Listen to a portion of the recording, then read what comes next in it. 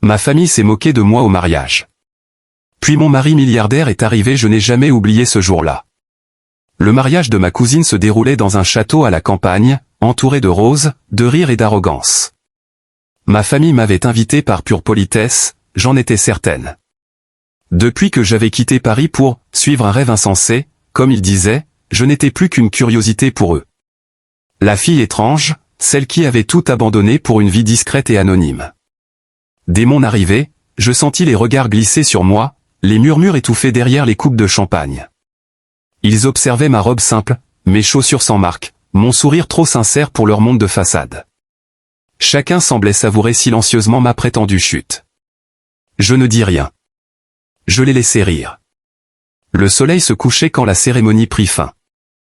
Le jardin s'illumina de guirlandes dorées, et les invités se mirent à danser sur la pelouse. J'étais seul près de la fontaine, respirant le parfum du lilas, quand j'entendis les éclats de rire derrière moi. Ma tante, ma sœur, mon cousin tous riaient en me désignant du doigt. À leurs yeux, j'étais devenu l'échec de la famille. Ce fut à ce moment-là que le silence tomba. Les murmures cessèrent, les têtes se tournèrent vers l'allée principale. Une voiture sombre venait de s'arrêter, si élégante qu'elle semblait appartenir à un autre monde.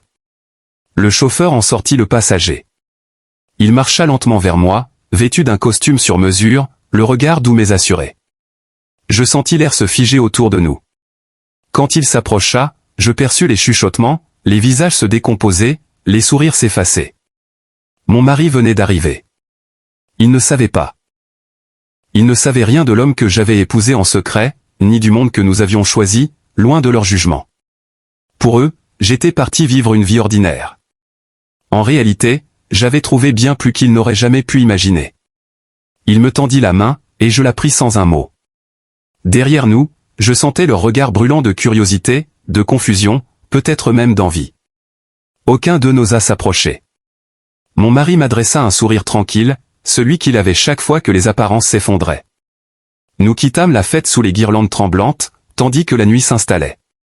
Dans le rétroviseur, je vis le château s'éloigner, minuscule et doré. Je n'éprouvais ni vengeance ni fierté, seulement une étrange paix. Ce soir-là, j'avais compris que parfois, le silence et le mystère valent mieux que 1000 explications. Et que le vrai triomphe n'a pas besoin d'être annoncé.